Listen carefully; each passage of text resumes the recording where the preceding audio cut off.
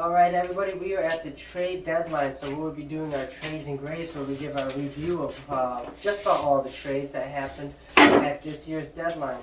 To kick it off, about a week ago, we had Christian McCaffrey sent over to San Francisco from Carolina for a second and a third and a fourth and a fifth round pick. So and 24. Fifth round and 24. Lots of picks, though. No first round pick, which seems a little surprising for McCaffrey. But this trade is definitely working so far in San Francisco's favor. Christian McCaffrey looked great, and he had the Triple Crown for running backs. Well, any player last week. He's put up probably the best offensive performance over there in quite a while. And I'm not saying other guys haven't shined here and there, but the trade was definitely A+ for San Fran and Shanahan and his offense over there. Carolina, we can't really grade until we see what they do with those picks. Carolina's done a lot as far as picks go. They're stacking picks. You can tell they're definitely getting ready to rebuild that team. They got 4 picks in this one, 3 this year, 1 next year. I can't give them above a B. I'd like to say like a C+ because I would love to see them get a first rounder for McCaffrey. Yeah, the fact that they got rid of McCaffrey and didn't get a first round pick, you can't give them an A on this one. No, I give them a C+. Picks. They did stack picks. I give them a B-, because again, they're rebuilding, and if you're rebuilding, what you want to do is get as many picks as you can. And they didn't get a first round pick, but they did get again an extra second, an extra third, an extra fourth, and a fifth and 24. And with that, they also made another trade. Shortly around the same time, maybe a couple days before, and we had talked about it in an earlier segment. But Robbie Anderson was traded to Arizona, and they got a 24 6th-round pick, and in 25 they got a 7th-round pick. So they're stacking. They're definitely planning on building long term because they're building deep. They're getting picks past next season, but the season after and the season after. With the Robbie Anderson trade, I think Carolina fared a little bit better because one catch. He's gone to Arizona and hasn't produced at all. I know he's learning the system and he's new there. However, in Carolina, he wasn't producing, and they were able to get a couple picks. And so he's also a player that's fighting the coaching staff over there. Carolina had to get him out of the locker room. Yeah, I think Carolina the fact that they got got 2 picks instead of just 1 because they're lucky they got anything out of it. It's a win for them. This is kind of like a minute move. I think Robbie Anderson was probably going to be getting released if he didn't get traded. So I think the fact they got anything for him, and the fact they got 2 picks, gives Carolina a pretty decent grade on this one. The next one was, again, one that took place almost 2 weeks ago. Atlanta traded Deion Jones to Cleveland for a 6th-round 2024 This pick. is a potentially big move. It seems pretty quiet, but Deion Jones has been a very talented linebacker in this league that can't seem to stay on the field. Well, he didn't play a single sack for Atlanta. A snap for Atlanta this year. When he's on the field, he's a difference maker. He's already had a sack in his first week in Cleveland. His first game back was this week, and he had a sack. He had some good, a decent highlight film for week 1 being back. I'll give Cleveland the slight win in this trade. Atlanta didn't lose much because he wasn't playing for them. They only got a 6th-round pick, which seems a little bit low. Maybe they could have tried to get like a 4th-round pick out of him because Deion Jones on the field is one of the best linebackers in the league. At least very talented. He was also a big chunk on the cap. The salary cap. We were taking a pretty big hit on his contract, so it freed up some cap space too. I give Cleveland about a B-. With their D-line, if their D-line's healthy, having a good linebacker like Jones behind them makes a good difference. Las Vegas Raiders acquired offensive tackle Justin Herrera from the New England Patriots. I'll be honest with you guys, I don't know who this guy is. I have never heard of him. There's a 7th-round pick and a 6th-round pick involved in this. Vegas got a 7th-round pick in 24, New England got a 6th-round pick in 24, this so was they just upgraded. A quiet behind-the-scenes trade. Well, I doubt you're going to really see a difference in the NFL. There's more of a depth chart trade, yeah. The Bills kind of control the rest of the trade block for the next couple trades, in which the Bills acquired safety, you're going to have to, Marlowe? Dean Marlowe. Dean Marlowe from the Falcons, and the Bills sent a 7th-round draft pick to the Falcons. The Falcons, in turn, sent that 7th-round draft pick to Kansas City to acquire cornerback Rashad Fenton. Rashad Fenton from the Kansas City Chiefs. Yep. So the Falcons were able to move a pick for a corner, and the Bills got a safety. The Bills later on acquired Nyheim Hines from the Indianapolis Colts for Zach Moss and a 5th-round pick. A 5th-round conditional pick. If Moss winds up starting or playing a certain amount of snaps this season, that moves up to a 4th-round pick. So the Bills were able to pick up a safety and a backup running back and lost 2 draft picks. The Falcons moved the draft pick they got for a corner, and the Chiefs got a draft pick. Yeah. This was a lot of moves. I don't know how much these moves are actually going to make in the league or the playoff of the league. We'll see if Nyheim Hines which seems to be the most notable name on this list, can make a good debut in Buffalo as a receiving back. He's a solid receiving back, and you're talking about Josh Allen, who's an upgrade from anybody they've had under center his whole time over there right now.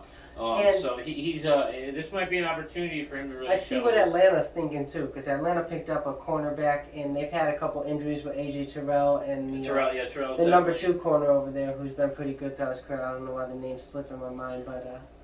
They've had so a little bit of cornerback depth would be good at Atlanta. They just took the division lead, so they're trying to make any push they can to make the playoffs this year. Definitely. So they're playing a little bit, for the future. See how these guys turn out. Our next trade was another one that was pretty under the carpet trade. Yeah. Denver Broncos acquired a defensive end, Jacob Martin, in a 5th round from the Jets. Pick. This I assume is to be some sort of replacement for a later trade we'll talk about where they lost a pretty marquee play around their D line. Yeah. But they're just looking to pick up some guys so they can stay somewhat competitive and not get laughed at by the fan base. And the Jets get a 4th round 2024 pick. So not really much trade there, not much to talk about. One of the next ones is Jeff Wilson went to Miami from San Fran. The number 2 in San Fran before they picked up McCaffrey. He was playing in place of Elijah Mitchell. Did actually pretty well.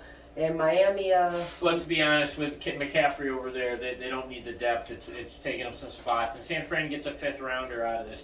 And San Fran lost a lot of picks to get Trey Lance, so any picks they can get back in the next couple of years. It's interesting though, because Miami picked up Jeff Wilson, so now they picked up Raheem Mostert and Jeff Wilson. They pretty much just adopted the entire San Fran running back core from last year. It works. They didn't do bad. So. One of the next trades is a little bigger. It might not seem that big, might not seem that relevant right now. But the Jags picked up the rights to Calvin Ridley. They trade from Atlanta. And Atlanta's getting a 5th round pick this year and a 2nd round pick in 24.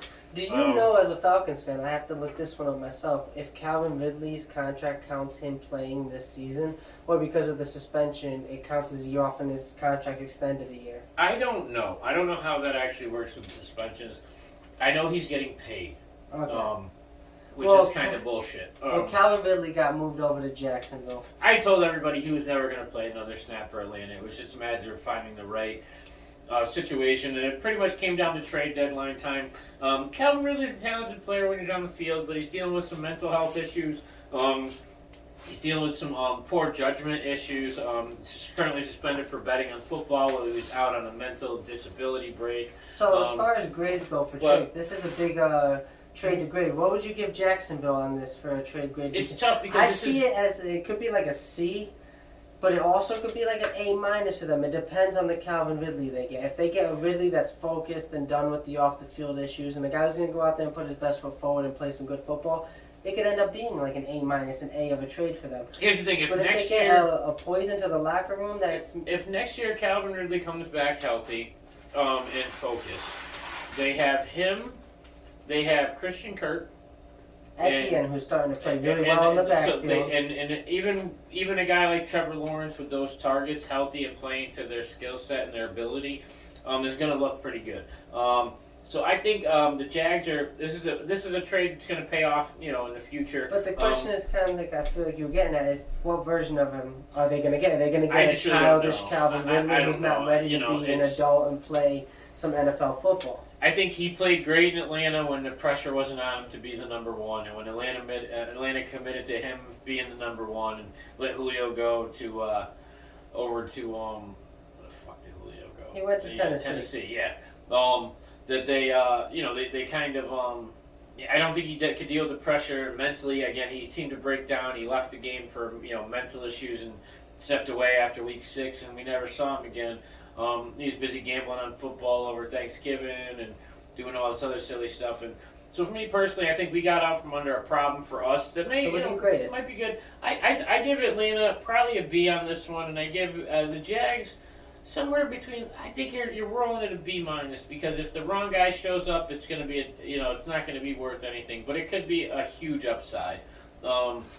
One of the next big trades was Miami acquired Bradley Chubb in a 5th round in 25. This trade showed Chase Edmonds and a 1st round pick that they gotten from San Fran. as well as a 4th-round pick in 24. This So I think with this pick, you kind of really see that Miami's in win now mode. well, Miami's They've an traded for offensive. Tyreek Hill. They've Yeah. traded for Bradley Chubb. Which, by the way, both of those trades that they made for Bradley Chubb and Tyreek Hill, they gave up first-round picks that they acquired from San Fran. Yep. So Miami will still have a first-round pick in this year's draft. They were giving away another team's first-round pick, so they were able to really beef their team up. Miami seems like they're winning all their trades. I give them a really high grade on this because the team's already rolling. If they could get their D-line going with Yeah. a first-round talent in Bradley Chubb, Yeah. I give Miami at least an A. Denver to me gets a Denver's B, struggling B at running minus back. This because brings in another running back for Denver to try true, to but work they're out. a team that wasn't really supposed to be rebuilding. So the fact that they have to Yeah. make this trade lowers their trade grade to me I to like know, a B I know. minus because now they're really settling in on the fact that they're not going to be this team competing this year, and that's what they thought they were going to be. They had to I give think, up a key well, but at the piece. same time, I think they're trying to do what they can to find. It's mid-season, dude. Russ hasn't played great, but if they can balance that offense out so that he can make a little something of it, they can make a little run and play for the back end of the playoff bracket. But When they has have Chase to find. Edmonds ever been a running back that could carry an offense? He doesn't have to be. He has to be a guy who can maybe play 60% of the downs so that they don't have to bring in a new guy every week off waivers. Because, I mean, they could rotate Murray and these guys in there with these guys, but you can't have a new starter every fucking week, and that's really where they're at. They can't count on Gordon to be a consistent starter every week. His play is really up and down. So I don't think it's a bad trade for either team. I think it potentially improves both teams. Definitely improves Miami's situation. In a team that really the offense couldn't really improve much more. So really, the defense is really the area where your defense. Yeah, I give Miami an A. I give Denver a B minus. Yes. Denver seems like they're in a partial rebuild. The next trade on the list here is another one of those under the carpet trades. It's a cornerback. Pittsburgh acquired a cornerback, William Jackson III, in a 7th-round. I like what pick. Pittsburgh did. Pittsburgh gave up a 6th-round pick to the Washington. Washington Commanders, and they got William Jackson, who's a veteran corner. Yeah. Maybe Pittsburgh has a young secondary over there. They could use a veteran to have a little consistency, a little leadership in the locker room. And Pittsburgh has a team where their offense is young and building. The defense is really what they rely on. Once they get everyone healthy, they have a good defense with T.J. Watt, Minka Fitzpatrick. Get a few more veterans in there. They're going to make some solid plays. And Pittsburgh looks like they're trying to get their team back on the right track to in the playoffs. They look like they have an idea of what they're doing. I think the next pick on this one is actually one I think it's one of the better trades of the draft. I mean of the season. Chicago picked up Chase Claypool from Pittsburgh for a 2nd-round pick. I think this gives Pittsburgh a chance to use that pick to build next year. Claypool's kind of a guy that's fallen to the back end of the receiving depth chart, but he's very talented, and I think this gives him a chance for a fresh start and a good offense. Where you have a very athletic quarterback who's looking for targets. They gave away Allen Robinson in Chicago and they've been missing him all season. I know Mooney, everybody's big on this guy. He's a smaller guy, so maybe they move him to the slot a little more. I think Claypool's a huge upgrade for Chicago. I would give Chicago probably a B+ in this one. And I would say Pittsburgh, again, same thing. I think this is just a B+ to A- across the board for both teams. For Pittsburgh, do you think that they have enough faith in what they've seen out of the rookie receiver George Pickens to where they think Deontay Johnson? Oh, yeah, Do you think that's the reason behind their trade? They have faith in Deontay Johnson and George Pickens, so they're like, you know what, Chase Claypool, as much as we love you, we can move on from you. We've got faith in our 2 younger receivers here. I think even though Claypool's not an old receiver, he's still a young receiver. It's only 4th season, but he's I just think his time there has expired, and Chicago needed a huge upgrade at receiver, and I think this really did it for them. The next one on the list is another big name that moved. Minnesota acquired T.J. Hawkinson, a 4th-round pick. Huge move. They also got with him a 4th-round pick and a 4th round in 2024 conditional. And Detroit got a 2nd-round pick this year and a 3rd-round pick in 24. I think Detroit pretty much got raped on this one, to be honest. I think Detroit probably Give gets him like a D+? Yeah, I was going to say around a D. I think Detroit got raped. Hawkinson has been rated probably like top. I would say that He's always been top 10. I would say 5 to 7 bracket roughly since he's been in the league. He falls. He's consistent. He puts up good numbers. He's a reliable target on a high scoring offense, and he's a big part of that. He's definitely put up his contributed. And the fact that they were able to get him with picks is crazy to me. This is one of the biggest moves of the trade deadline, in my opinion, because Minnesota, you got a team in Minnesota that's already 6-1. They've already had their bye week, so they're 6-1. They've got Justin Jefferson, they've got Adam Thielen, they've got Dalvin Cook. Everyone knows their targets. Kirk Cousins has played well. I said all this in another video we just not too long ago. And now they acquire T.J. Hockenson. This gives them a legitimate threat in the middle of the field. Hockenson's a young tight end. He's been known as more of a receiving tight end. He can block very well, though. He's a big dude. There's no weak points in Minnesota's offense other than their quarterback. He has every target there is now, middle of the field, outside of the field, slot receiver, running back. That offense is ready to win now. I wouldn't say that that Kirk Cousins is a weak point. Again, he's but he's older. not a strong point. My opinion on him is not going to change. He's 36, 37. He's not one of those quarterbacks you could put on a struggling team and still be a competitive team. He's a guy who needs the field loaded for him. But at the same time, he does and great all with the they did was weapons load it even more. Yeah. Minnesota's probably got one of the most scary offenses outside of the quarterback position in the NFL. Yeah, looking great. It was. I actually had thought. I was hoping Russ would get traded to Minnesota. And seeing how he's doing in Denver, I'm kind of glad he didn't. Now that we look at it even deeper, Detroit just shipped him over to a divisional team, a team they're going to have to play twice a year for the coming years. And they did not get, and I agree with you, they did not get what they deserved out of this trade. Honestly, this is a head scratch. I don't see what Detroit's even doing. I don't either, dude. I think that Detroit is confused because when you have such a high scoring offense and some decent names on defense, the fact that their record is so bad, they start to, I don't know, they're just trying to make something work.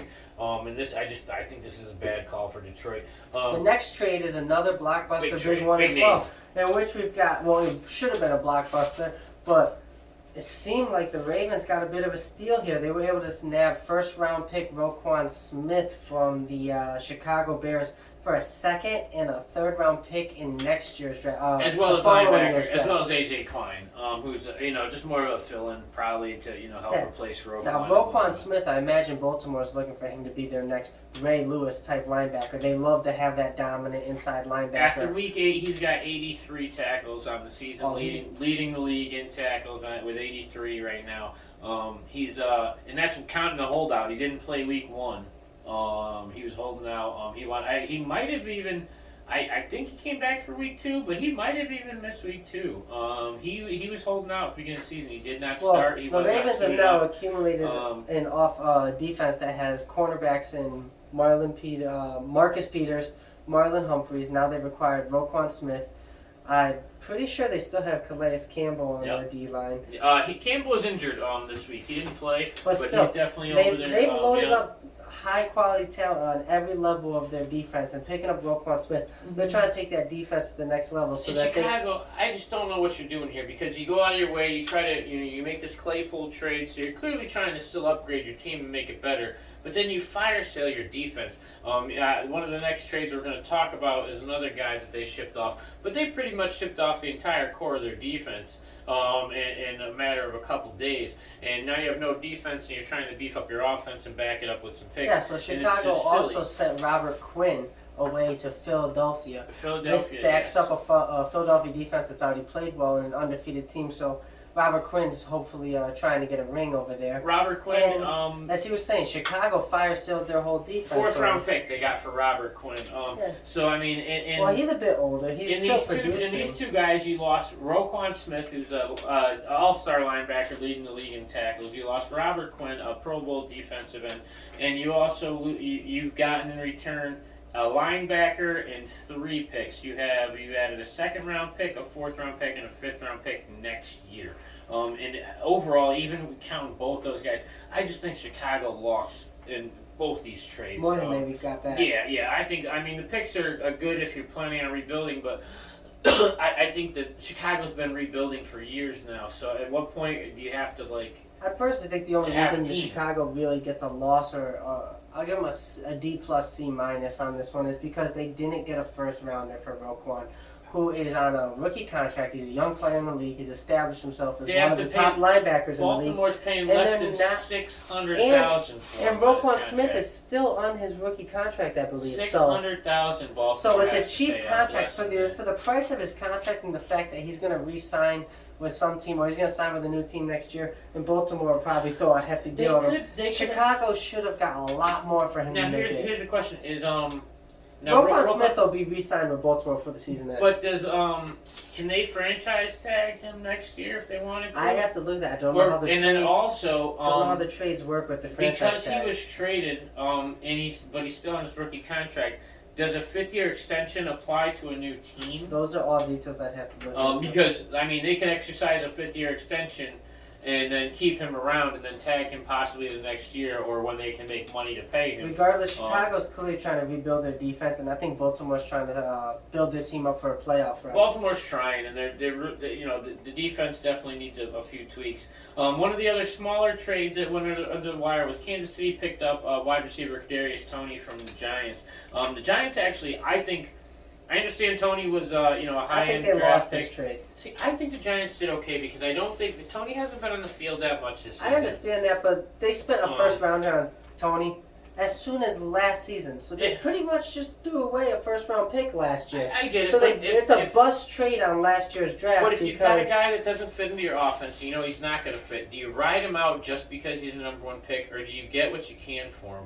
Nobody else was. He's not playing well enough to get a first-round pick from anybody for him. So you're not going to get what you can. When you're going to get back. So this is one of those situations where the Giants had to get what they could for him, and I don't know how many see people were what you're kicking down the saying, but- door. I think I give the Giants more like probably a B- in this one because they did get a 3rd and a 6th-round pick. The Giants had the 2nd most picks in the draft last year at 13, only to the Jets of 16. this trade. And picks can change a team because look where the Giants were last year, or even the last 2 seasons versus this year. It shows that picks can make a big difference. And if you have a guy that's not fitting, and you can get more than 1 pick for a guy you only lost 1 on, I think the Giants did okay. In Kansas City, I didn't really see the need for this trade. You have Valdez-Scantling, you have More weapons you can Smith-Schuster, have. you have Kelsey. I don't even know what schemes Tony's going to fit on the I think field. this trade works very well for Kansas City. I think the Giants lost it because the Giants got rid of a guy that they just invested so heavily in, but it also shows the change in the team chemistry and the way the team's going with Brian Daboll at head coach versus having Jason Garrett last year. Daboll's decided he could win without receivers, I guess, because there's no really notable receivers in New York. No, And, it's not. He's just trying to get picks to rebuild a team in his image. Yeah. But Kansas City wins this trade because it's a team that's been able to build off fast receivers, and Kadarius Toney's another fast guy. They've got Valdez-Scantling. They've got a lot. Juju Smith-Schuster who's got some speed, and they had Tyreek Hill, who they made the most out of and shipped to Miami. So Kansas City's just building up on the more targets the merrier. Good for them to see what they can do with Toney. He's not going to have big numbers. He's going to look like Mecole Hardman, I believe. But so one of our next ones. It seems like an under the carpet pick because Dallas picked up defensive tackle Jonathan Hankins from Vegas plus a 7th round in 24. In Vegas, it's a 6th round this year. My thing is you're talking Dan Quinn and probably again the number 2 defense. They brought this guy in for a reason. I'm almost curious to see what comes of it because I don't think Dan Quinn has to see something in this guy. As a Colts fan, I've watched Jonathan Hankins just because he was on the Colts about 4 or 5 years back. Hankins is another one of those. I won't put him on Vince Wilfork's level, but he's got the Vince Wilfork build. He's one of those bigger dudes. They'll probably put him in on 1st and 2nd downs, put him under center, clog up the lanes a little, try to play a little more run defense on these downs. On the defense, it's so good. Anybody they're bringing in He's to a add run to it, stopper. I really feel like, as much as it might not seem like a big trade, probably is because there's got to be something there. This is one of those low-key trades that it's not really a big deal for either team, but he will make a Vegas gets a pick for a guy that He's going to make a difference in Dallas's run defense. Yeah, so Dallas's defense is more. You're looking at Mack, and you're One of looking those- at. they're finishing the puzzle. Man. Yeah, you're One of looking those at final pieces. you're looking at Max Crosby and some of these other guys over there. So their defense is focused around some other guys. And so the last trade we'll talk about, and it's another notable one. I don't think it's crazy notable, but we'll see how it works out. Is James Robinson got shipped from Jacksonville over to the New York Jets. right after Breece Hall went down with an injury to end his season. And the Jaguars acquired a 6th round pick? Yeah, 6th-round conditional. A 6th round conditional could be if up to a Robinson 4th goes- rounder, right? Yeah, if he goes over 800 yards for the rest of the season, Goes I up think to 4th round pick? Yeah. So this is a pick to try and replace Breece Hall if you're looking at it from a Jets fan. And their next up without Robinson in the lineup is Michael Carter. So it's another who's- 1-2 punch. Yeah. I think James will probably be the number one guy. He's generally a featured back. And Carter will probably be the guy they I shuffle in. disagree. I don't think there will be a number 1 over there without Breece Hall in the lineup. But the Jets are trying to stay afloat in a season that seemed hopeful for them. But this also, to me, seems like a trade that sucks for Robinson because you almost feel like as soon as Hall's healthy next year, he's going to be looking for a new team again. Which would be a shame because he'll be, we'll see later on down the road. But realistically, you never know how things play out. Jacksonville seems to be comfortable with Travis Etienne stepping. He's been having a Yeah. really good time the past couple of weeks. He's putting up big numbers for them, so they feel like James Robinson is replaceable. However, I don't like what they're doing to their depth in Jacksonville, and they only got a 6th round pick in return. If Etienne goes down, he missed the whole season last year. If he goes down, Jacksonville doesn't really have another back over Yeah, there. but it's at the same time, you almost kind of, it's one of those, you feel like they almost just wanted to set Robinson free. So if they could get the right things. Yeah, they knew they weren't going to use him as much. He probably should. It wasn't fair to him. He had fought back from injury last year to be a starter this year, only to lose his job. Kind of took a back role. Let us know if your favorite team got impacted bigly by trades, and this was not a trade, but Indianapolis Colts fired their offensive coordinator, and so you might be looking at a completely new looking right now offense. we're getting to see if Frank Reich is the problem. Let's see what he can do when he's calling plays, because the head coach took over as the play caller now. Yep, so you might see a totally new looking offense over in Indy. Let's go Sam Ellinger. In the Let's meantime, see what happened with all these trades. Let us know again if your enjoy team Thursday Night Football. got impacted. Hit the like button, hit the subscribe button, and we'll see you guys We'll see you guys next later in time. the week for our Sunday preview.